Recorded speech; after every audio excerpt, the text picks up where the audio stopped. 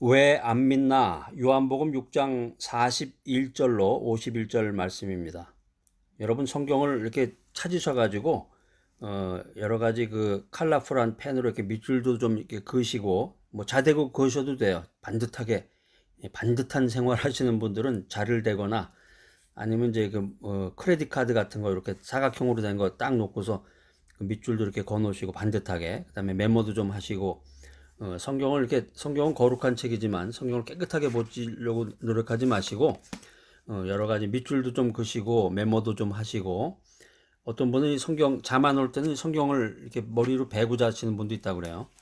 성경만 읽으면 잠이 오기 때문에 그런 식으로 성경을 대하면 안 되겠고 왜 안 믿나? 이 불신의 이유인데요. 이 성경 요한복음 6장에 보면 이제 그 유대 지도자들이 예수님의 증거를 이제 거부하는 그런 스토리가 나오는데 예수님께서는 그들이 믿지 않는 이유에 대해서 몇 가지를 우리들에게 현대인들에게 말씀해 주시고 있습니다. 첫 번째 소주제는 왜 안 믿나?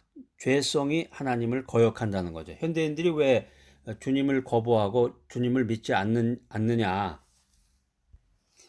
사람들이 보통 하나님의 그 이끄심에 저항하게 되는데 하나님은 이제 전능하신 분이란 말이에요. 전능하신 하나님이 뭐 모든 방법을 통해서 다 이끌어올 수가 있겠지만은 저항하는 사람들은 그대로 내버려 둔단 말이에요. 부정적인 생각을 가지고 저항하는 사람들은 내버려 둬요. 그러니까 인간관계에서도 가급적이면 부정적인 마인드를 부정 마인드를 갖지 말고 긍정 마인드로 인간관계를 갖는 게 좋아요. 부정 마인드를 갖게 되면은 인간관계가 끊어집니다. 여기 지금 하나님께서 죄성을 가지고 있는 사람들을 주님께로 이렇게 하나님께로 인도하지 않는다 그런 말씀을 드렸는데 긍정 마인드를 갖게 되면은 믿음을 갖게 되면은 소망을 갖게 되면은 순종하는 마음으로 주님께 나온다는 거죠. 하나님께 속한 사람들은 하나님의 이끄심에 끌려온다는 거예요.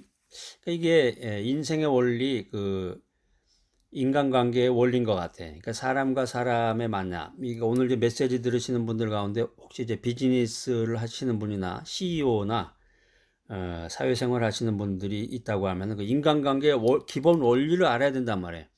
사람과 사람이 이렇게 이끌려야 되는데 그냥 말만 하면 그냥 그 부정 마인드, 까칠한 말, 좀 세련되지 못하고 그냥 그 아마추어적인 그런 사고방식으로 사람을 대하게 되면은 그냥 만나는 사람마다 다 흩어져요. 그런데 이제 긍정 마인드, 에너지 메시지를 가지고 사람을 대하게 되면은 만나는 사람마다 내 친구가 되고 만나는 사람마다 내 동역자가 될 수가 있다는 거죠. 성경이 우리들에게 주는 그 핵심 메시지는 예수님께서는 생명의 주인이시다라는 거예요. 생명의 주인이 예수님이다. 우리 세상 사람들은 생명의 주인이 자기 자신이잖아요. 아니면 생명의 주인이 의사거나 아니면 생명의 주인이 어떤 그런 권력자이거나 그러나 믿음의 세계에서는 생명의 주인은 예수님이다 하는 거예요. 예수님이다. 생명의 주인이 예수님이다. 이걸 거부하는 사람은 하나님께 속한 사람이 아닌 거예요. 그러나 믿음이 있는 사람은 생명의 주인이 예수님이구나. 이걸 믿게 되는 거죠. 자, 왜 안 믿나? 두 번째는 말씀을 올바로 깨닫지 못했다.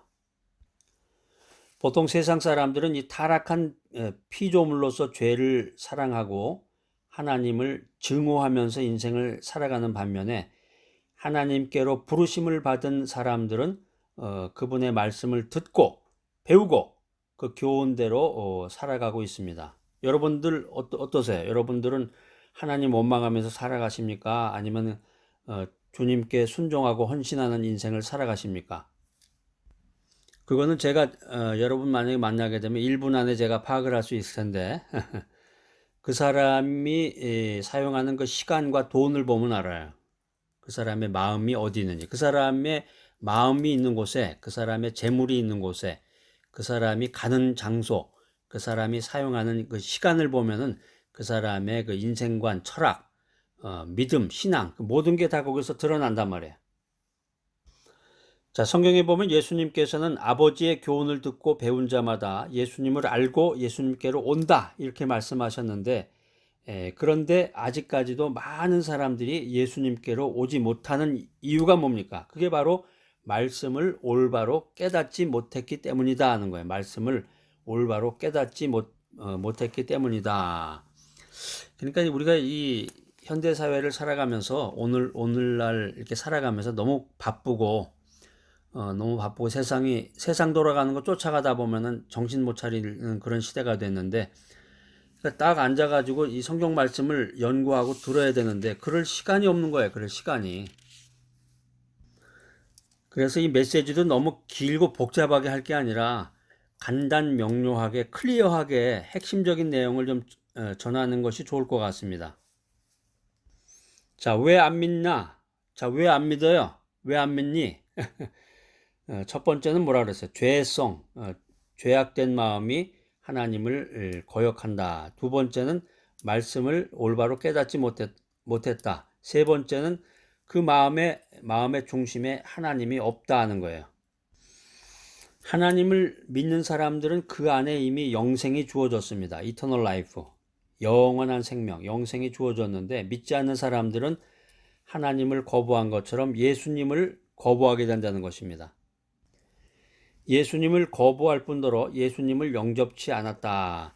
성경에서 이게 예수님을 믿는다, 예수님을 영접한다, 이게 굉장히 중요한 개념입니다. 누가 내 문 밖에 와서 문을 이렇게 노크를 한다.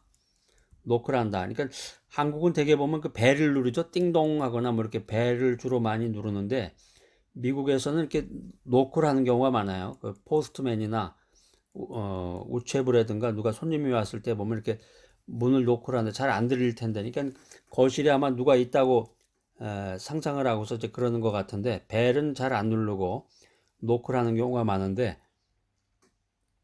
주님이 내 마음문 앞에 와서 이렇게 노크를 할 때 내가 그분을 영접해야 되는데, 영접.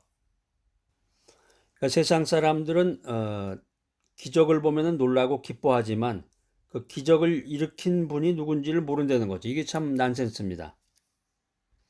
왜 그러냐 하면은 그런 사람들은 하나님을 믿지 않기로 작정해 버린 거예요. 눈을 딱 감아 버리고 기적은 일어났는데 그 기적을 일으키신 분이 누군지, 또 기적을 일으킨 거에 대해서 감사해야 되는데 그렇지 못하다는 것입니다.